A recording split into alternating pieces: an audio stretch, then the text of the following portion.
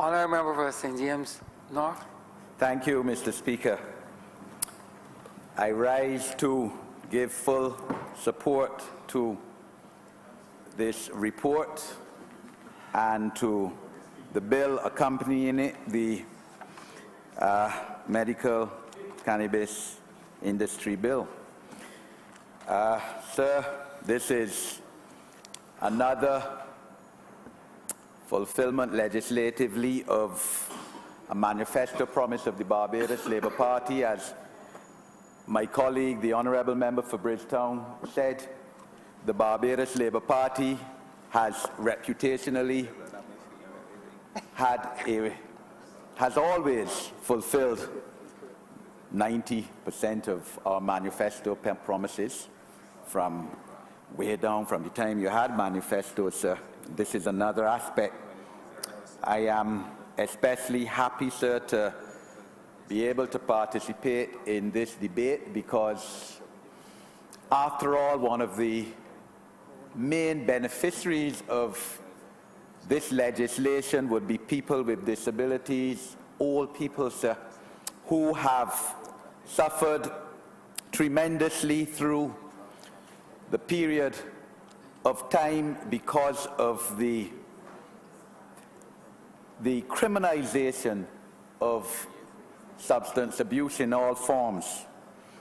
People, sir, with glaucoma, with multiple sclerosis, with asthma, with epilepsy, with seizures, attacks, all of these sleep disorders, cancer, sir, all of these are people who will benefit from the legalization of medicinal marijuana under certain circumstances, sir. The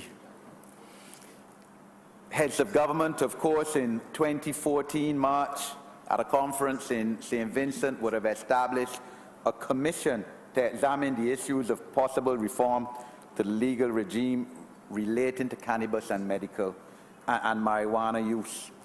And of course, that commission, headed by Professor Antoine, sir, who was a contemporary of mine, in fact, at Cave Hill Law School in the late 70s, early 80s, would have issued a report the following year, and they, in fact, noted that probably the most poignant aspect of all the sessions that they held across the Caribbean, town hall meetings involving the public and getting the public's view, was a session held in Barbados where wheelchair-bound persons, people with mobility issues, mainly women, mainly female, spoke eloquently on the issue in support of what we are doing today, sir. I know most, if not all, of those women mentioned in the report. On that occasion, I've sat on committees on them as a member of the Council of the Disabled. I've sat on the monitoring committee that would have been established the last time the Barbados Labour Party was in office under the Right Honourable former Prime Minister Oinafa. My colleague, our colleague, the Honourable Minister of the Environment, Member of Parliament, St. Michael East, at one time was Minister in charge of that area when he was Minister of Social Transformation, sir. And it is this kind of debate that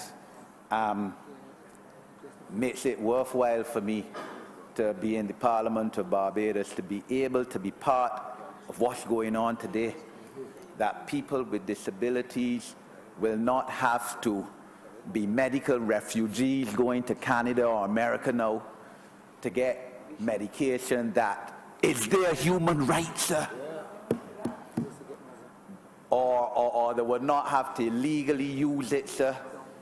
Or would not have to call on the chief medical officer, as the chief medical officer today has the legal authority to still issue licenses for use of medicinal marijuana. But we know, sir, that because of the bureaucracy that we are wrapped up in this country, that the chief medical officer has really used that legislative authority, and when they used it, sometimes too late, sir. We heard about a case before us in the Joint Select Committee on that issue. One of the presenters, sir, whose wife died, sir, the permission came too late. They had a cancer.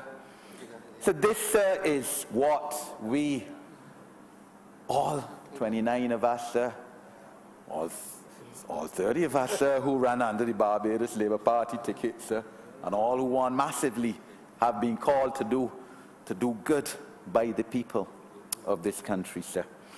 And I look forward to hearing the Honourable Leader of the Opposition.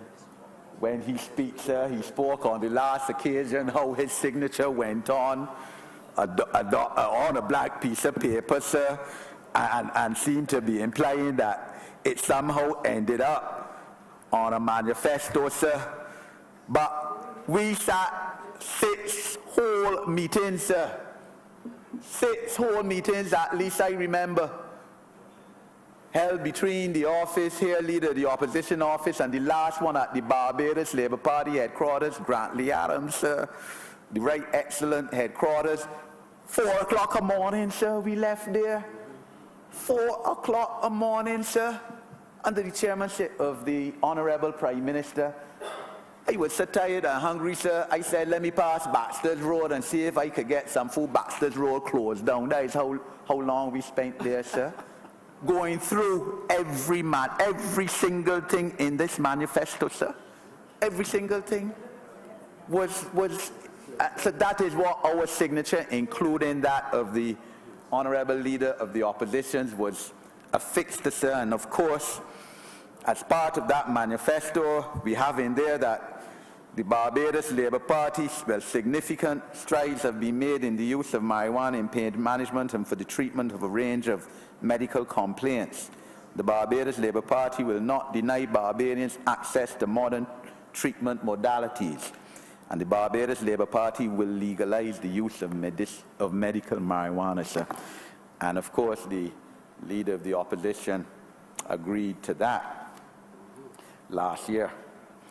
First time, sir, in the history of this Barbados, sir, and a tribute to this party, the Barbados Labour Party, the oldest political party in the English-speaking Caribbean, sir. First time that all the candidates had the opportunity to input into every single policy directive and initiative in this manifesto, sir. Never before in either of the 2 established parties in Barbados has that happened, sir. That each and every candidate, now MP, was involved in the formulation of a manifesto, sir, and could plead ownership to it. Before that, sir, you would come and as a candidate, you would know on the night, in most cases, when the manifesto launched to the public like everybody else. So, sir, this is an issue that not only relates, as I said, to medicine, sir, and ganja, sir. It's an issue that relates to social justice. It's an issue that relates to human rights. It's an issue that relates to economics, sir. Yes, there's a monetary aspect to it, sir, and we are under pressure, sir. After 10 lost years under the last government, sir, we have to find new industries in development, sir, where there's energy, where there's use the innovative means and digitalization, the cultural aspects, sir, the blue economy that we're building out. This is a new industry, sir. The Barbados Labour Party traditionally has been the party creating new industries, whether it was the financial services and the offshore banking in the late 70s, the cultural industry, sir. This is the party that leads that initiative, and we're doing it again. And within the context of regional hegemony, sir, because you had, as I said, a CARICOM commission on the issue, and other CARICOM countries, some have gone ahead of us, sir. Jamaica in 2015 decriminalizing the use of, or rather legalizing, in fact, the use of ganja, marijuana, for personal use, an amount of quantities for use. St. Vincent following, and St. Vincent, both Jamaica and St. Vincent passing legislation in terms of the sacramental use for Rastas, and Barbados, the cabinet has agreed that we will take that step, sir, because Rasta is a religion recognized since I think 1994 in a case in Jamaica, Francis, confirmed by the OECS in May. Professor Ventosa, Mr. Justice, confirming that a few months ago, and saying that Rasta has a constitutional right under the Petition Constitution for sacramental use of marijuana, sir. It is a human right, freedom of religion. Barbados, a similar right. And the cabinet has agreed for that because these are human rights, sir, that we are involved in, constitutional rights. The World Drug Report in 2017 noted that an estimated 183 million people globally use cannabis, marijuana, and the most extensively use it, sir, as a drug, and statistics for medication, sir, and statistics, in fact, public opinion in Barbados is now being shown at 63%, at least when last a poll was done in 2017, 2 years ago, that 63% of Barbadians desire law reform in this area. And that has grown tremendously from how it would have been 10 years ago when it would still have been a minority. And even in our conservative society, sir, that in often cases resist change, the majority of people, almost 2/3, 2 years ago, recognized that we have to reform the law in this area. It cannot be, sir, that poor people continue to go to jail for use of small quantities of marijuana, cannabis for their personal use, sir. Rich people get away. That is the reality, not only in Barbados, but in all over the world. America, sir, we know that historically, within the last 50 years, 1 in 4 or 5 black men in jail, sir, a lot because of possession of drugs, sir. So the law is discriminatory, sir. And I say that, sir, from the perspective of an individual who has never even smoked a cigarette in the life. Far less use cannabis, marijuana, sir. That's not my vice, sir. I, like every human being, have vice, sir, but not that one. So I could stand here, sir, and speak from a totally objective view on this issue because I have no personal interest in this, sir. But I recognize, sir, that we have to change. We have to reform. We have to go, sir. We cannot be left behind. And I know that there's a concern by some about mental health issues and psychosis, sir. But I have to go with the science, sir. I'm not a scientist. Never was, sir. But I have to go with the science, and the evidence is there. The evidence would have been curtailed and hindered over the last century in a large part, sir, because it is clear from the readings I have done that, marijuana use for the vast majority of history was legal. From way back as 400 AD, people used to use cannabis, sativa for medical purposes, sir. And it had proven medical benefits in several areas that outweigh the risks. But then we know, sir, what happened 100 years ago in the United States of America when alcohol, the prohibition came off, sir. And, it was felt that marijuana and ganja now would compete with alcohol, sir. And you know how it is, sir.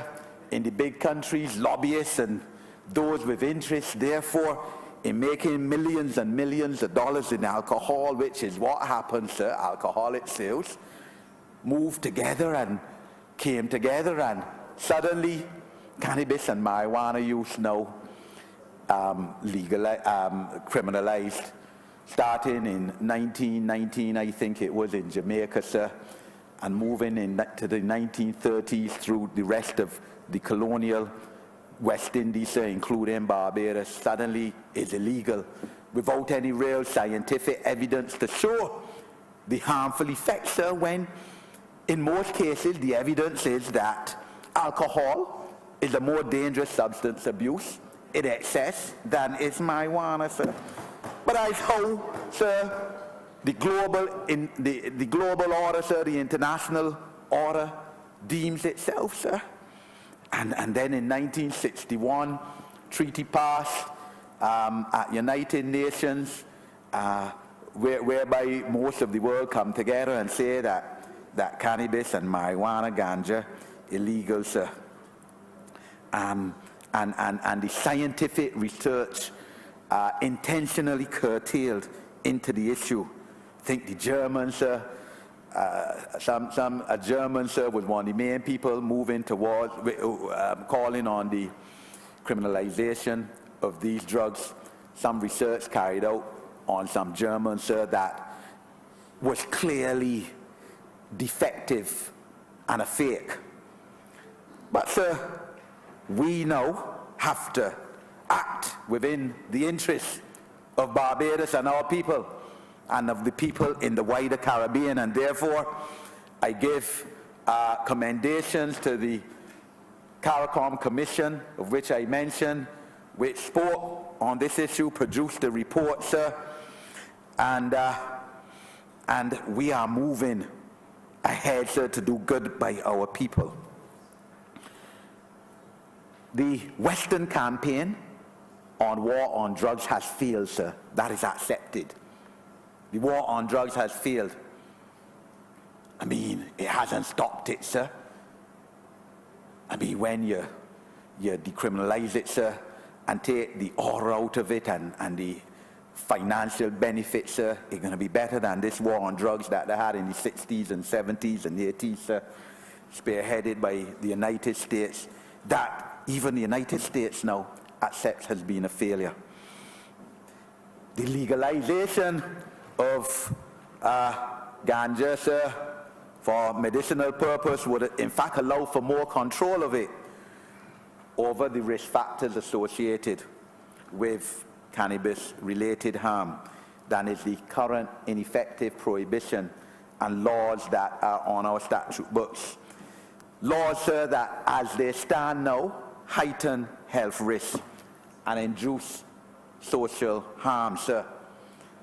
And, sir, I wish to draw a comparison, if you may allow me, sir, to the legalization of abortion, sir, in the early 1980s, again brought about by this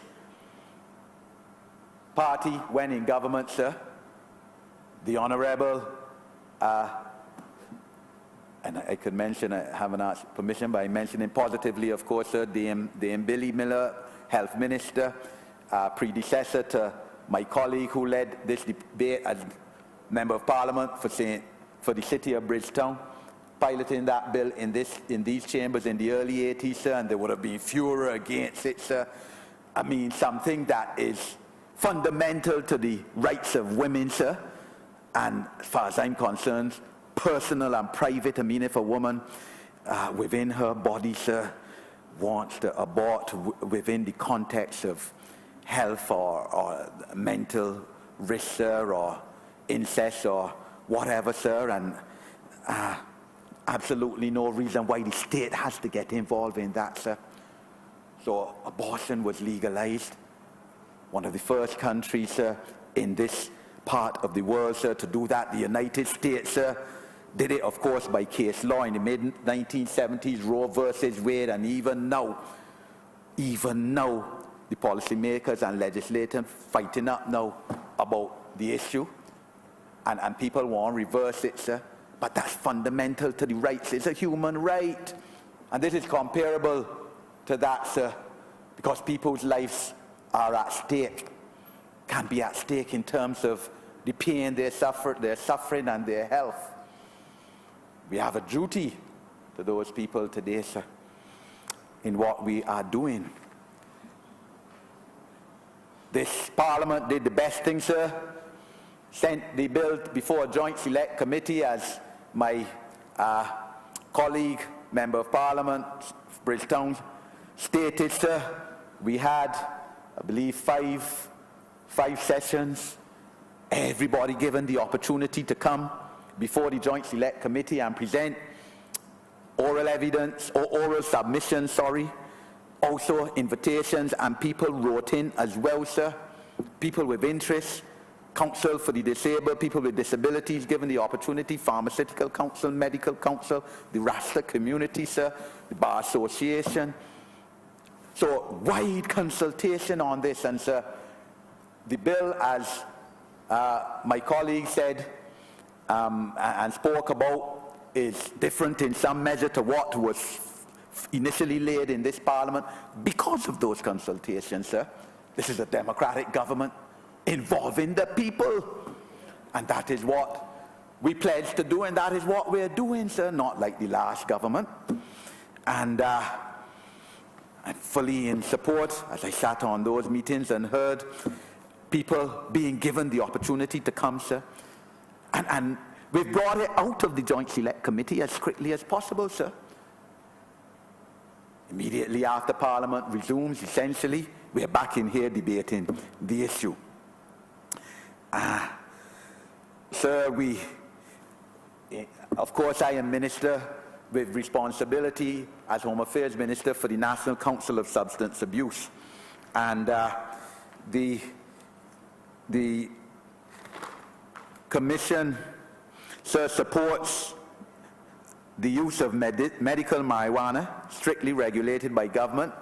The National Council for Substance Abuse also made a written submission to the Joint Select Committee, sir, supporting what we're doing today, but called for strict regulation, which is what we're doing within the bill, sir, underpinned by a properly executed public education campaign, and that is important, sir. And the council, sir, would ensure that that is done not only for medical marijuana, but in terms of use and abuse of illegal substance abuse, period. The National Council also called for appropriately developed, the public education campaign to be appropriately developed for a wide cross-section of audiences, buttressed by training primary health and care providers. And the National Council for Substance Abuse, of course, has its policy campaigns within the schools, primary and secondary schools, because we have to still protect the youth of this country, and that is what we will be doing, sir. You would see in the bill, for example, section 25, I think it is, that 25(2), that the parent or guardian of a patient who is a minor shall obtain a certificate in writing from a medical practitioner certifying that the use of medicinal cannabis is necessary in the case of the minor. The parent or guardian shall consent in writing to the use of the medicinal cannabis, sir. In other words, clearly the parent is involved in the use of their minor child with, let's say, some multiple sclerosis, and so there are those regulations. And what we're doing today, sir, is not for the youth to feel that they can go now and smoke this herb all about the place, sir. We're not in that at all, sir. We're dealing with medicinal marijuana, sir. There will be the opportunity, as we have said in our manifesto, and as the Honourable Prime Minister has said on many occasions, for Barbadians to be directly involved in whether recreational use marijuana should be legalized, sir. That time will come, the people will be involved, everyone in Barbados, every voter will have the opportunity, sir. But we're dealing now with medicinal, and we don't want people to get tied up or confused because the youth have to be protected. We will ensure that they are protected, sir. All of us, sir, look, sir, this is reality. All of us, sir, have constituents. We go on blocks, sir. We're politicians, sir. We go on blocks in communities, people smoking this thing, sir. And I am as I said, I've never used it, sir, but I'm no prude.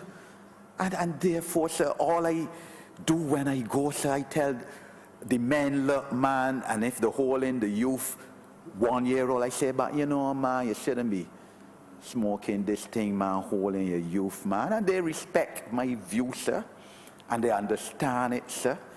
And so this is not a case, sir, and I take serious umbrage, sir, to what the Honourable Leader of the Opposition sought to imply in here a couple of weeks ago about drug laws and politicians, sir. I could speak with authority, sir.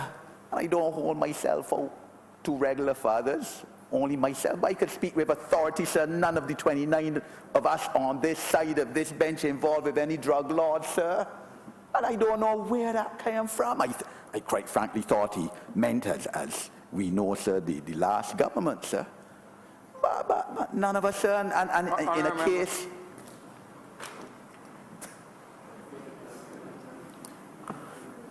Honourable member for the point of order, sir. Mr. Speaker, the honourable member out of St. James North is misleading the House, and seriously so. The records of this Parliament will not show that this gentleman on his feet accused any of the 29 members on the other side of being linked to drug lords in Barbados. If the honourable member wants to discuss that issue further, we can do that. But I know on the occasion when last I spoke of this, neither by insinuation, implication, or inference taken by anybody else except the honourable member himself, I presume, did I suggest that any of the 29 members on the other side were linked to drug people in Barbados. That was never my focus, but if you want to discuss that, we can.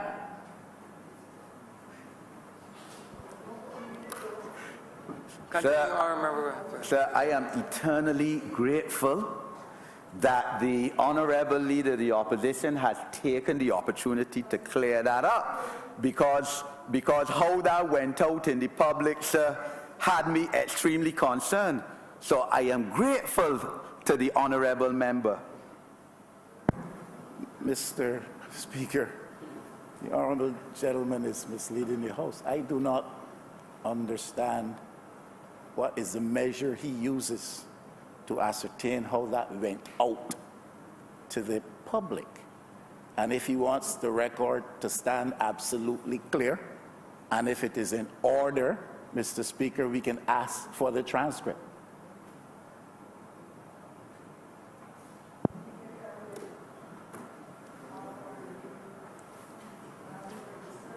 Honourable member for St. James North, continue, please. Sir, the Honourable Leader has clarified he didn't mean the 29 of us in here, in fact the 30, sir, because we all run together. And I'm satisfied about that, sir. I don't want any record. Mr. Speaker, again, the honourable member is misleading the House. I never said what I did or did not mean. I said what I did not say. And that has to be absolutely clear. But if you want to persist with the discussion, we can. Because I don't think that resolution is before this honourable chamber, honourable member, in relation to the discussion upon that. Continue, honourable member for St. James North. Mr. Speaker, I hope I get back my 10 minutes, sir, respectively, sir. This government, sir, and again, as part of the, my mandate ministerially as for the National Council of Substance Abuse, is committed to improving the efficacy of the drug treatment court, sir, established about 4 or 5 years ago, whereby the magistrates have the authority to refer persons, especially first-time offenders, for who have been in possession of, quantities of cannabis, marijuana for personal use to the drug treatment court, sir, and a regime be set out for them, protocols to try to get treatment and rehabilitate them, sir. And this is what we have to do. We can't be sending young men, primarily first-time offenders, to Dodds for personal use, sir. We have to look at social justice reform, sir. That is what we are looking at present. Both the Honourable Attorney General, myself, sir, and we look forward next year to bringing reform in this area as well, sir, as we have been doing on all fronts to the good of our people. As I said, sir, we support the view of the CARICOM Commission that smoking of cannabis, marijuana in public places, ought to continue to be prohibited. We know, sir, that the naysayers, the Conservatives, would plead, sir, obstacles and say, why are we doing this? And, you're going to have problems with correspondent banking, the banking community. The Bankers Association, in their written submission to the Joint Select Committee, would have referred to that issue. And we know, sir, we are a government that is cognizant of what is going on internationally, sir, and the issue of whether, there may be some banks that will say that this is the fruits of illegal activity because it may be illegal in some other countries, sir. The fact of the matter is, yes, whether we like it or not, we are under a banking system at present, a financial system where, three or four of the major banks in Barbados are Canadian banks, sir. Canada was one of the first countries to legalize medicinal marijuana, and in fact has gone the full steps, sir, last year, legalizing cannabis use, period, for recreational use, sir. Wasn't the first country to have done that. Southern Africa has done it, sir. And Southern Africa, sir, is a model in terms of advancement of human and constitutional rights, because historically, of course, because of apartheid and the denial of basic human rights to black people, sir, one of the greatest men of the 20th century, Nelson Mandela, first president, would have moved towards giving human and constitutional rights on many areas that we are still, or some areas that we are still lagging behind as a country, sir. Uruguay, I was in Uruguay recently, 2015, would have legalized it as well for recreational use. So, sir, this is the proper thing to do. We will sort out the issue with the banks. As I said, we have the situation where the main banks here, most of the main banks are Canadian anyway, so this issue has been confronted in their home-based country, sir.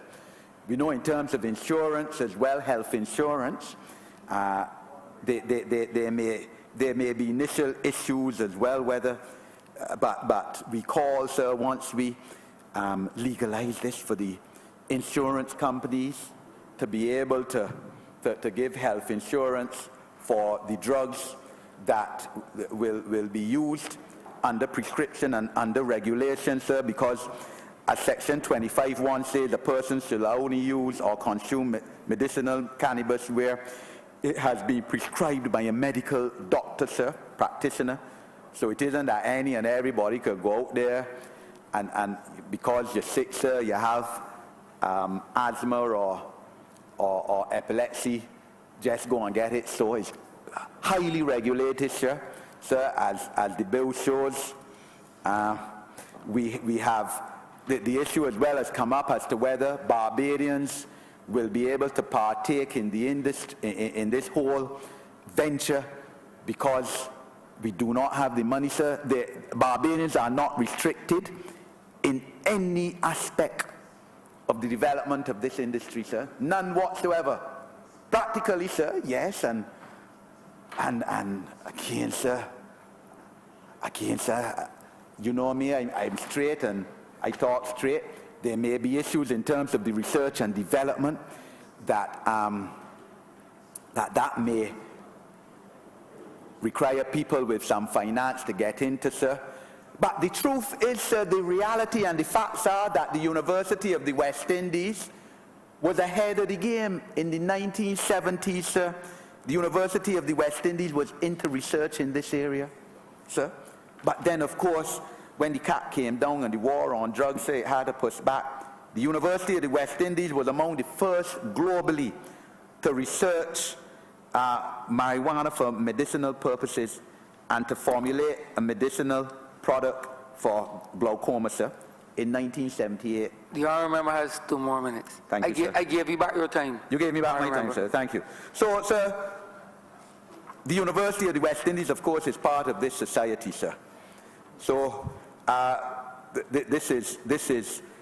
we envisage a situation where Barbadians, sir, where Caribbean people will be able to participate in this whole new economy, sir, for the good of the people, sir, serving 2 purposes, sir. You know, the Rastas, sir, said they regard the plant as gifted by God as natural free substance for healing. And quite frankly, sir, they use Genesis chapter 9, verse 3, and support every moving thing that liveth shall be meat for you. Even as the green herb, I have given you all things, sir. The biblical source for what we are doing, sir. And we call on all right-thinking Barbadians to support this, sir. I wish to conclude, though, by expressing my disappointment in the Democratic Labour Party, sir. Quite frankly, sir, sometimes I wonder, really, whether to give them credence, sir. But historically, sir, you still have to respect the party, even though there might be just a lobby group now. Because headline, 30th of September, a Monday of one of our daily newspapers, sir, Dems against marijuana bill, sir. Democratic Labour Party says it cannot support the medical cannabis industry bill in its current form, sir. And I was shocked, sir. There's some things that have to go beyond party, political opportunities, sir. Because the same person who now leads the Democratic Labour Party, sir, when she was a senator, was in support of this whole regime, sir, said so publicly, sir. But apparently is now hijacked by the conservative elements of that party, sir. You know, and trying to use this now to divide the people of Barbados on a ground where there should be no division, sir. Because this is for the good of the people. We dealing with medicinal marijuana, sir. If when we come now to recreational, and we agree, sir, that on recreational, there will be some on our side who would agree. There will be some on our side that won't.